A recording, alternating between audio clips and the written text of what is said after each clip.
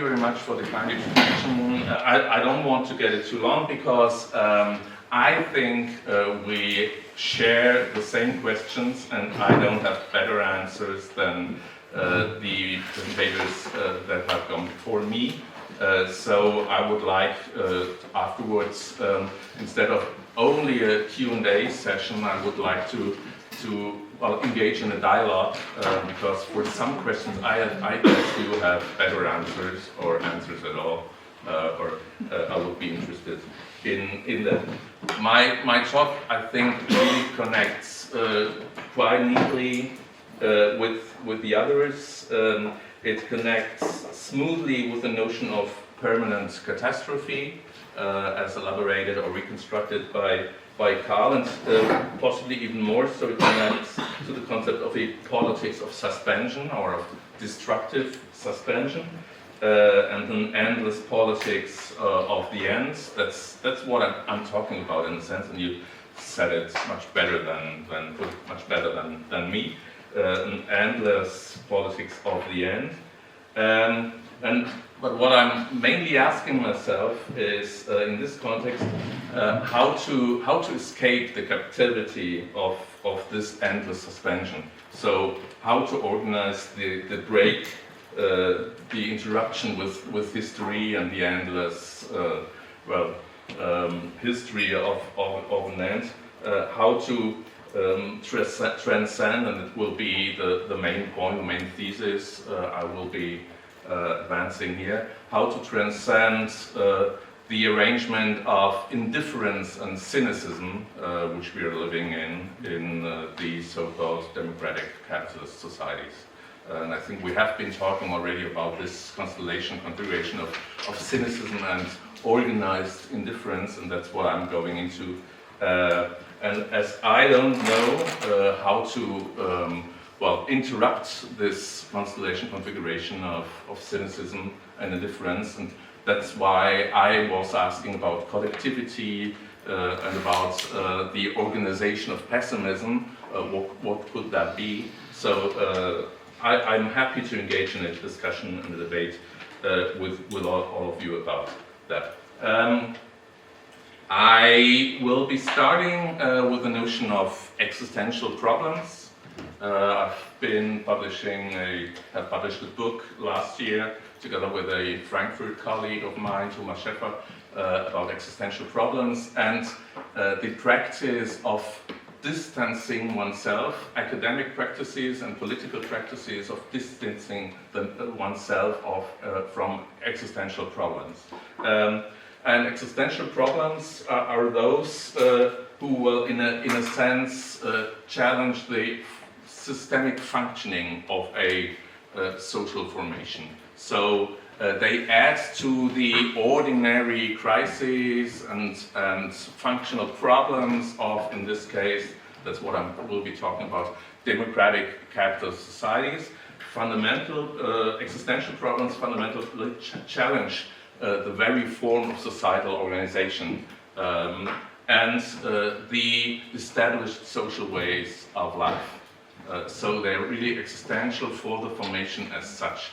And I would claim that, and that's pretty obvious, I think, that climate change constitutes the existential problem of our times, because it questions in a narrow sense, the material conditions of reproduction of a form of social organization called democratic capitalism. It questions the reproduction of other forms of social organization, but I'm interested in the form of organization of society that was established and developed then in the 19th century and developed and expanded in the 20th, and the last size of which we are witnessing today. Climate change, and in a way, to call climate change is one instance of distancing oneself from an existential problem, I would say, because we don't speak of global heating or of the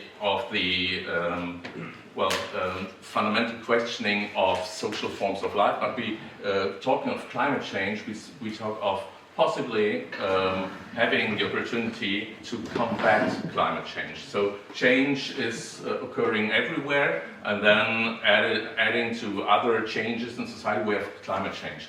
That is a form of minimizing an existential problem by semantics, I guess.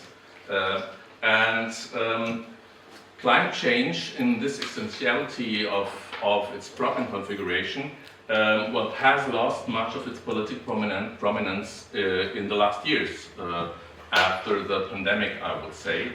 Before the pandemic, we had peak protest, as I would call it. We had the constitution, and then the success, the rise of the Fridays for Future movement, at least in the Western countries, and we had some political resonance of this movement in the governments and in the climate policies of the Western capitalist democracies, and that evaporated almost in a moment with the pandemic, and the climate movement didn't reconstitute itself after that. So the existential problem of climate change or global heating has been relegated to the margins of the political agenda. You only have to look to Brussels and see which regulations have been issued there in the last months to see that not only on a national level of policy making and of debate about how transformation of society could be organized, not only on the national level, but always also on the European level. Climate change, the global heating problem, has been marginalized effectively.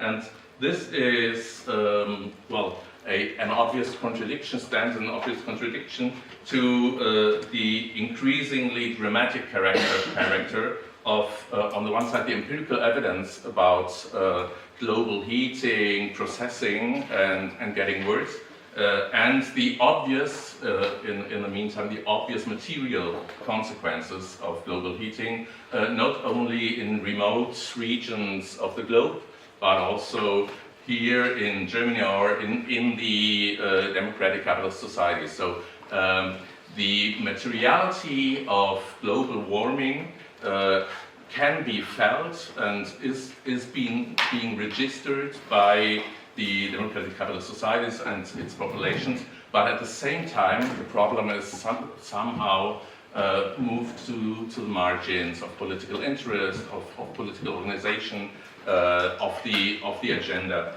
of the day. And I'm interested in, if not explaining it in the first instance, in looking at this contradiction, and I think this contradiction is representative for a more deeper contradiction inscribed into democratic capitalism itself. And this, as you would say in German at least, Ruhe vor dem Sturm, the perfect storm of eventual climate change, and the quietness of politics and society vis-à-vis this storm we are heading to. This is a remarkable social phenomenon in my view, and it is an uncanny phenomenon. And I refer here to the text of Sigmund Freud on the uncanny. So climate change itself for people is an uncanny phenomenon, but it is a second order uncanny phenomenon to push away climate change out of sight of societies which are heading into global warming.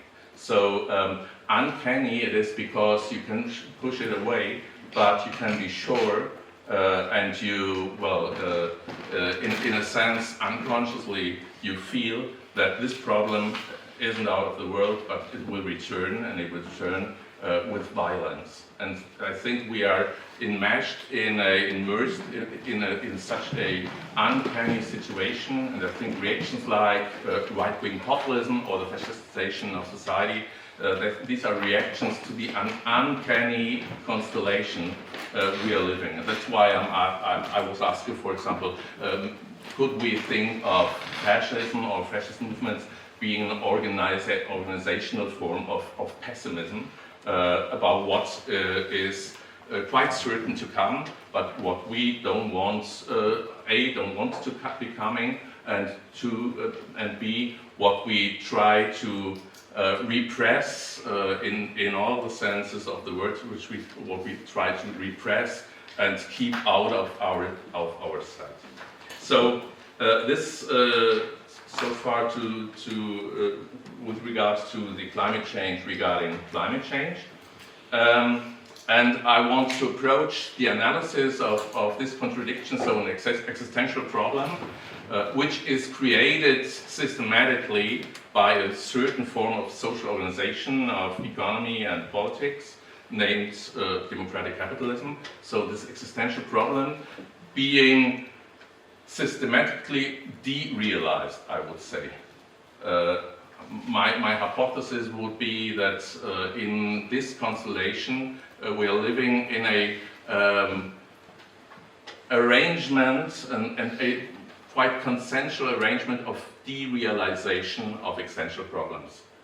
Entwirklichung. We try not to let them come into our room of experience and of deliberation, and this has to do with a form of organization called democratic capitalism. And the next step is well, a sort of theoretical approach, which is based and referred to the theory of late capitalism, one strand of critical theory of the, I don't know, second or third generation, as you want. The theory of late capitalism as represented by Klaus Offe, who was assistant to Jürgen Habermas in the late 1960s and the first half of the 1970s. So Frankfurt-style theory of late capitalism. There are other variants, varieties of late capitalist theory. And what I will be looking at is the strange non-death of late capitalism. So this is a theory, late capitalist theory, developed and elaborated in the late 1960s, early 70s, and it was then that critics of late capitalist theory said, okay, if late capitalism, then surely it will be ending in the next years. But this theory was never a theory of capitalist breakdown, but a theory of the contradictions of capitalism, of democratic capitalism, and of the precarious, unstable reproduction of democratic capitalism with all the consequences of this instability.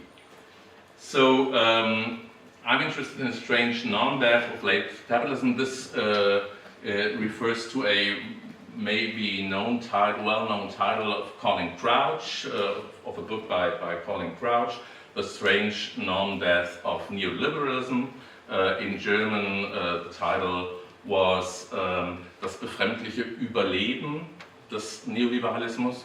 But I'm not so much interested in the survival, but in the question explicitly, why doesn't it die?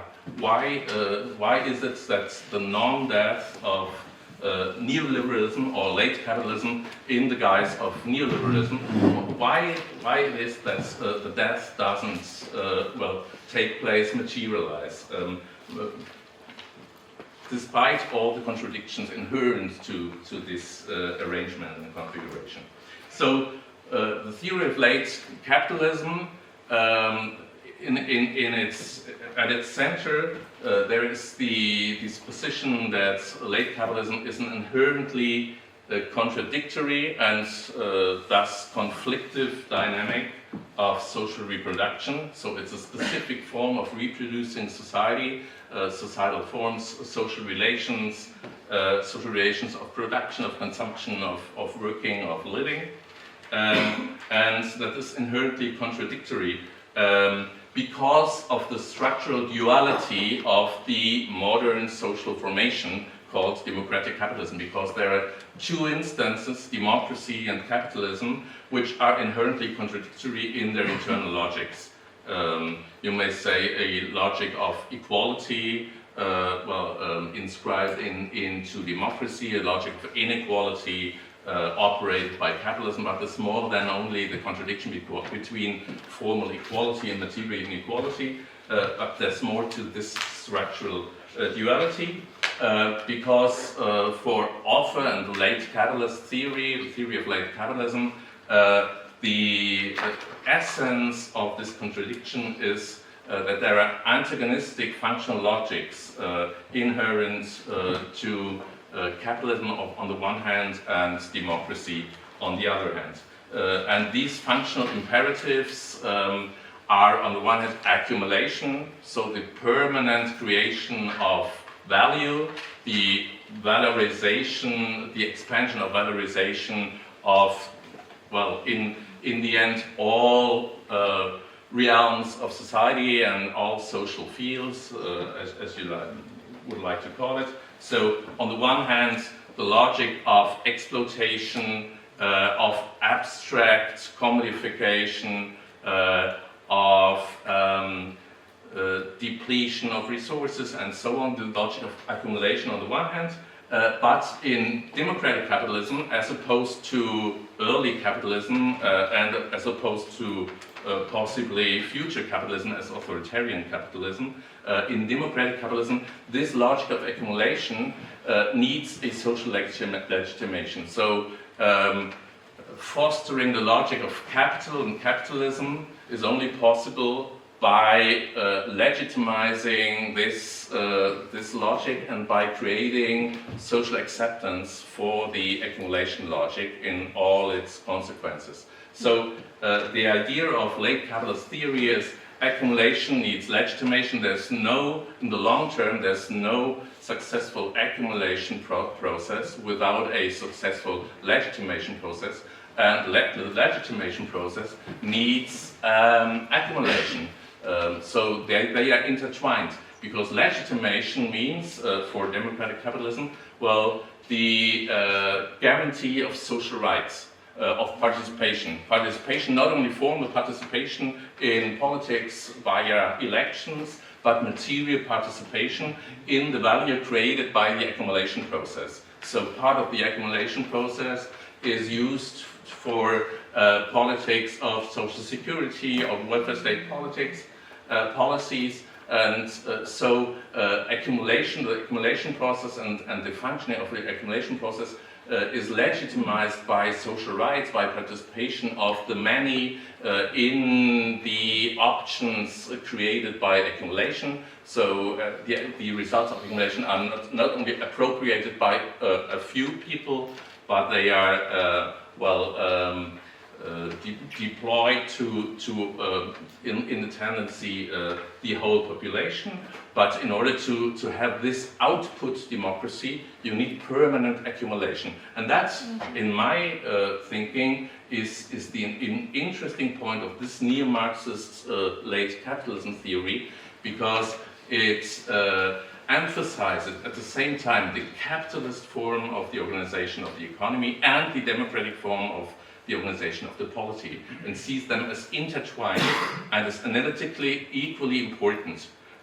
In democratic capitalism, the system needs permanent accumulation and permanent legitimation.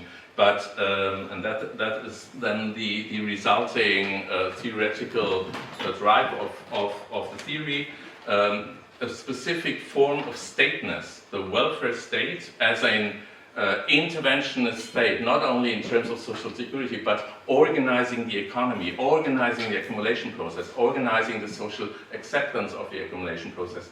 It's the welfare state written large and in a larger sense that tries to combine and in a sense integrate the logic of accumulation, the logic of legitimation, and this is a permanent process of permanent crisis production. That is like the next step of the argument of late capitalist theory. So it needs a strong state in order to combine and integrate accumulation logic and legitimation logic. But this strong state is always in danger of doing too much for capital interests and then, in a sense, leaving social interests, democratic interests aside. And if it fosters democratic interests in social rights and in participation in the social wealth of the society, then it always runs the danger of endangering the accumulation process. So we have the state as like a doubly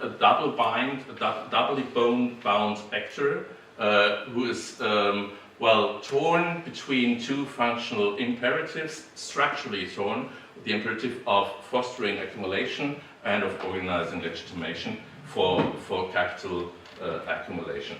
And Offer, in an important paper of 1972, then speaks of a crisis-prone organization of capitalist democracy and second-order crisis, because the welfare state, who is in charge of equilibrating accumulation, legitimation, interests, and logics, the welfare state itself is in permanent crisis because it is, in a sense, overloaded by the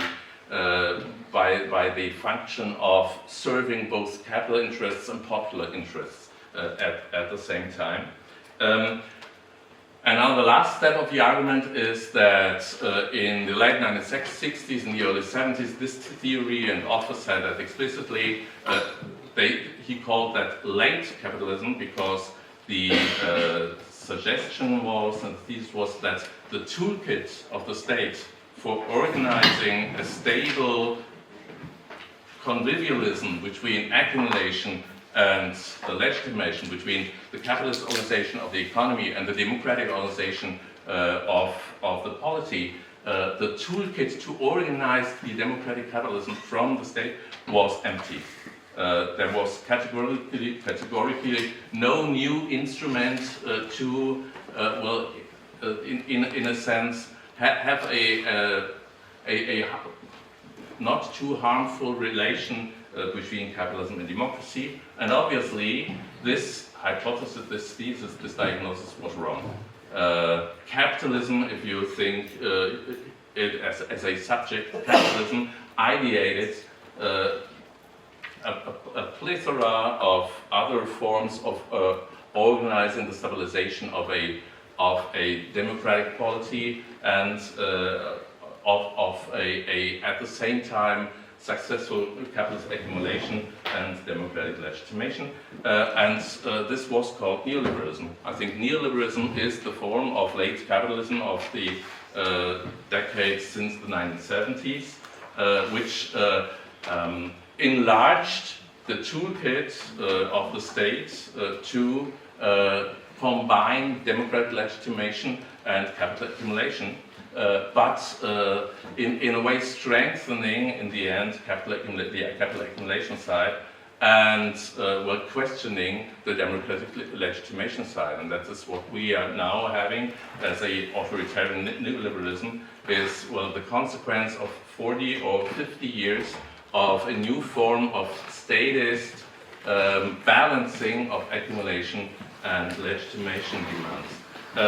And the innovations neoliberalism brought about, on the one hand, is a form of, sociologically speaking, would say, a form of functional de-differentiation called financialization, because financialization was the projection of the profitability standards of the financial markets onto not only the real economy, so other realms of economic action, but the projection of profitability standards of the financial markets to the whole society, to public infrastructures and to every single social field in society. So financialization was an add-on to the toolkit of late capitalism of the 60s and 70s, which is still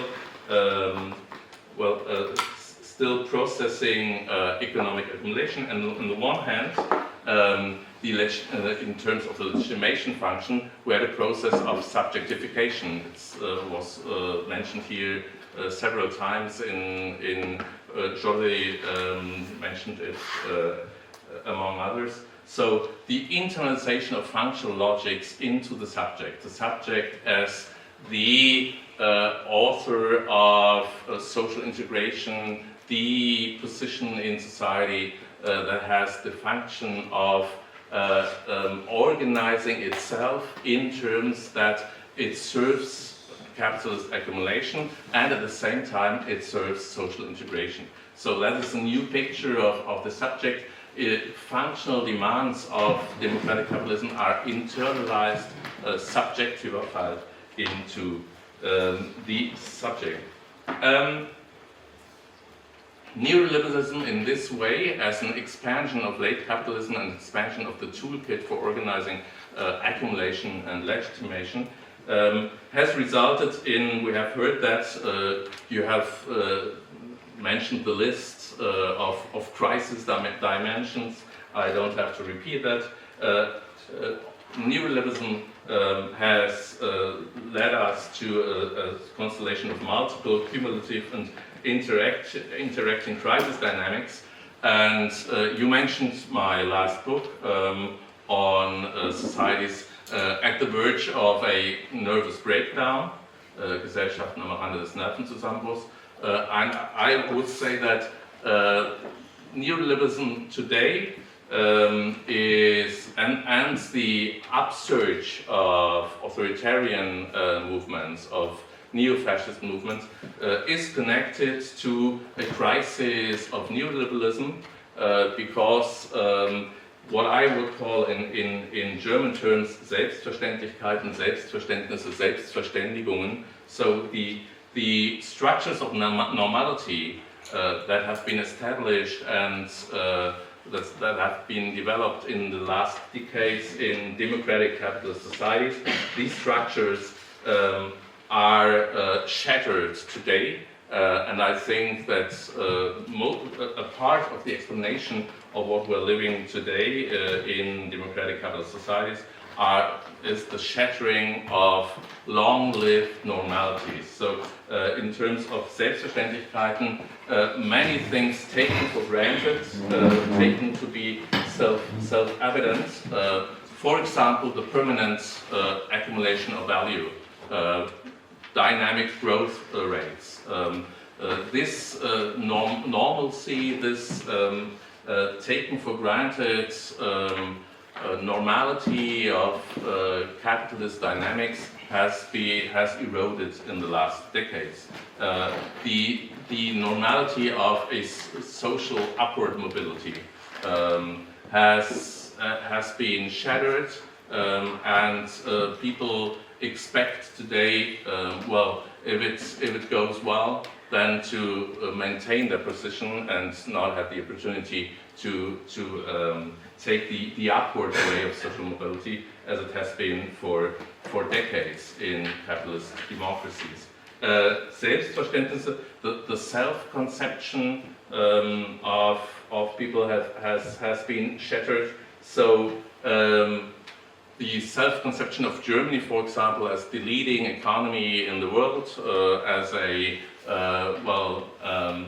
world champion of exports and of productivity and of innovativity, has been shattered by the upsurge of and the success of other economies and polities in the world. So there's a massive change in the geo-economic and geopolitical structure and dynamics of the world, which has changed and eroded the self-conception of liberal capitalist democracies. And Selbstverständigung is the form of communication and communicating about what we are, what we think, what we should be. The public sphere has, not only by digitalization, has really lived a fundamental shattering in the last years, and this reminds, I think, of diagnoses of the times in the 1930s, so before the definitive rise of National Socialism in Germany and other forms of fascism or totalitarianism in other countries. So I think what we could describe the shattering of these normalities as the essence of a late capitalist malaise, like Leo Löwenthal has called this in the 1930s, with regards to the 1930s. We have a discontent with the social totality, so with the organized form of democratic capitalism in the integration of accumulation legitimation process. This whole arrangement is in a fundamental acceptance crisis, I would say, and there's some discontent which, well, most of the time opens itself not to any form of progressive dynamics, but to a dynamics of authoritarianism. And we're confronting a new age of nervousness. There's an interesting book by Joachim Rathkau on German history, from Bismarck to Hitler, about the fin de siècle nervousness of society. And I think we live again in an age of nervousness because we are all, as citizens of a democratic capitalist polity and capitalist economy, we are utterly unclear about the future of this social formation. And I'm interested, my personal research interests on background of all these of this social malaise is about the processing mechanisms, how subjects and institutions process the contradictions of the current constellation of democratic capitalism. With all things said, how can this nervosity and the crisis of the stabilization mechanisms of capitalist accumulation and legitimation, how can these crises be processed by a state or a public interventionism that was set up 50 years ago to have exhausted its toolkit? And I want to illustrate this using as an example the politics of climate change. I would refer to a concept of mutual expectations between citizens and the state. So in a sense, climate politics and the derealization of an existential problem in the field of climate politics is, in my eyes, a function of a specific game of expectations between citizens and the state. So there are mutual expectations of the citizens, what the state should do in order to solve the climate crisis, or how he should act with regard to the climate crisis. There are expectations of the state, what citizens should do in terms of alleviating the climate crisis, and there are expectations of expectations in a Luhmann sense, Erwartungserwartung.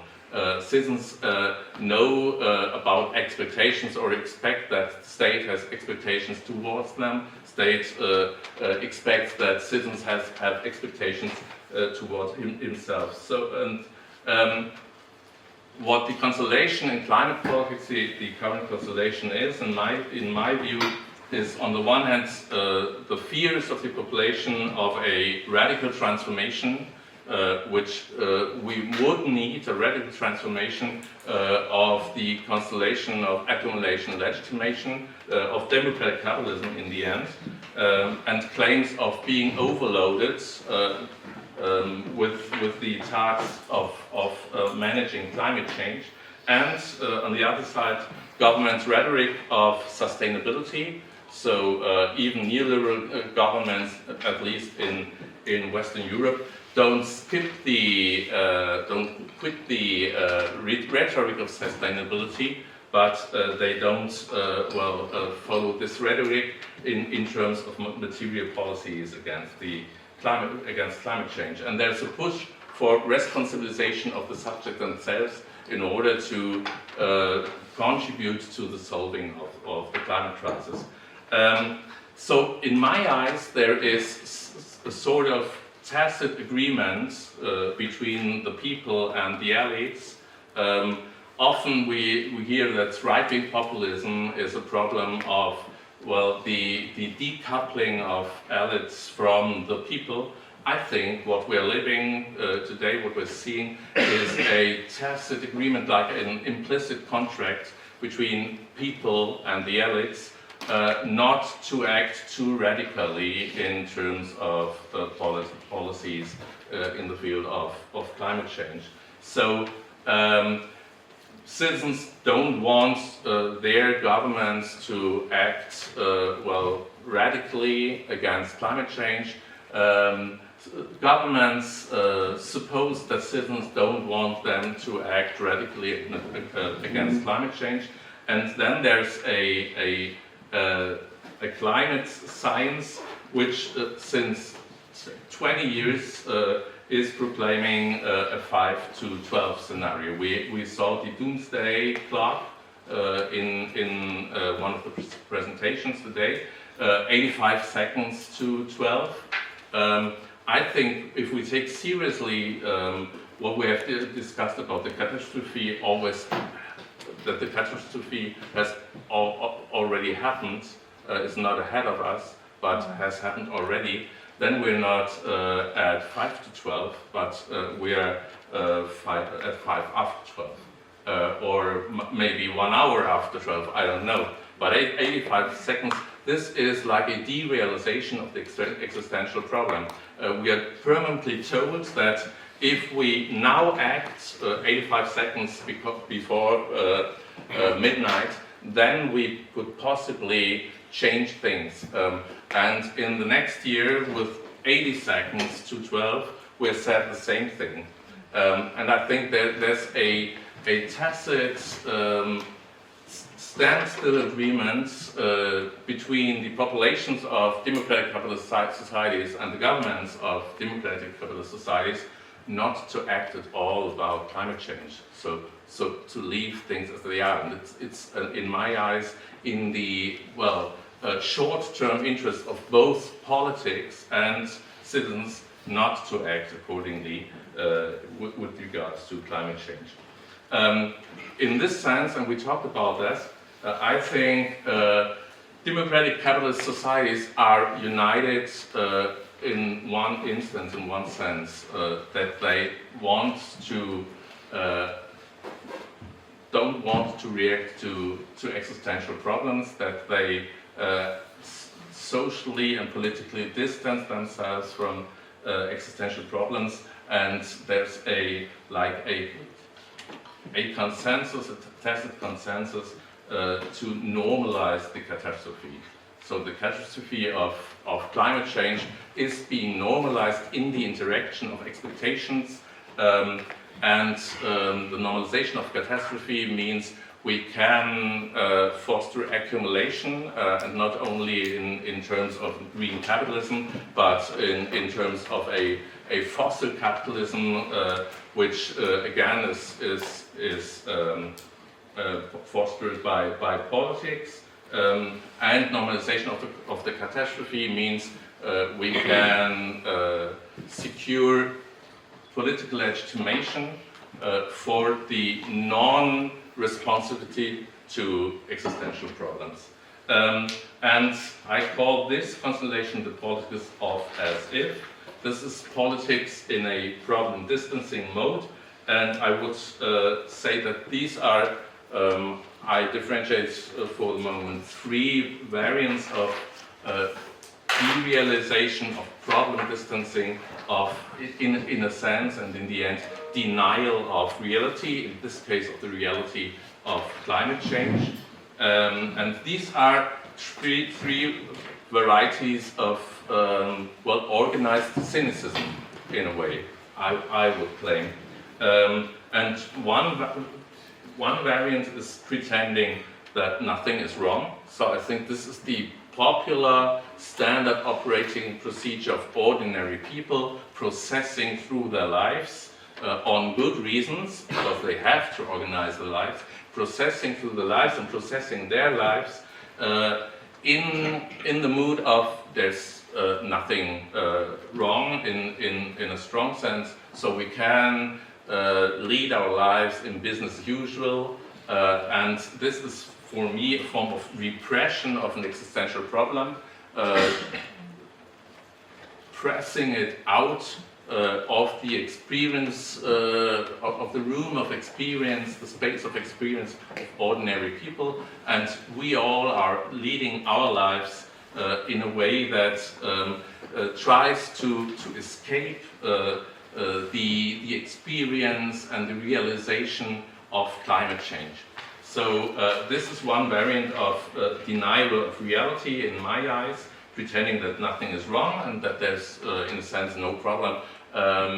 The other, and this is sort of the game of expectations between citizens and the state, the second variant is pretending that something is being done.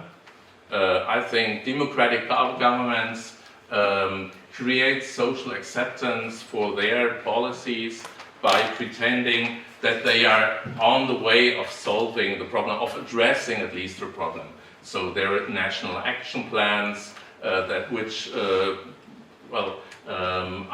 delayed a little bit, which are lowered a little bit in the final aims of reducing climate change. This is a form of rationalization, the rationalization of not doing in the end nothing to solve an existential problem, pretending pretending that something is being done. And there's a third variety.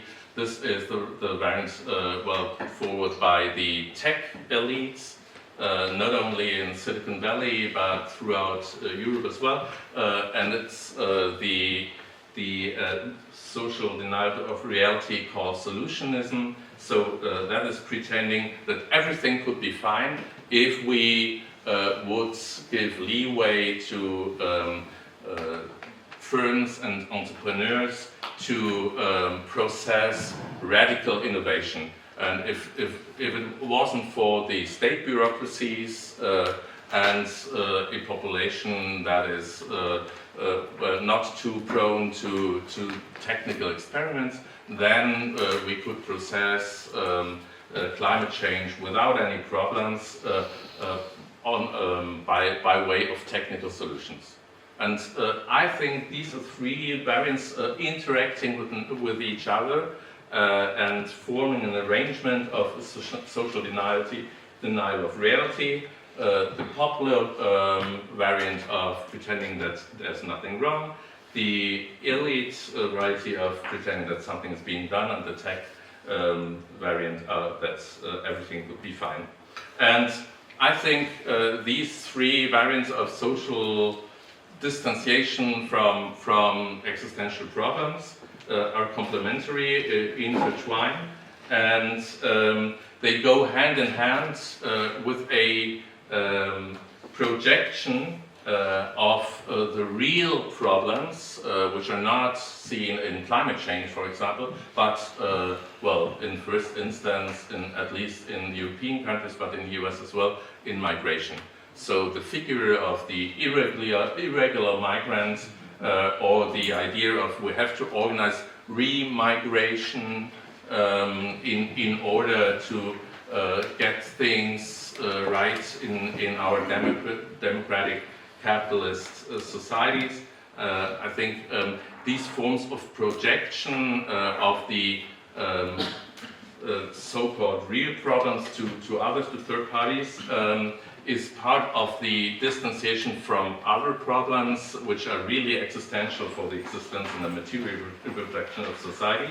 And this projection, which is complementary to the so-called psychosocial dynamics of repression, rationalization, and solution, I think this is getting this projection of the real problems of democratic capitalism to third parties, in a sense, is getting increasingly aggressive. There's much violence inherent to this reaction to the crisis of capitalist democracies, a violence which is inherent to the development of capitalist democracies over centuries since their inception, but this violence and this aggressiveness and this offensiveness is coming to new terms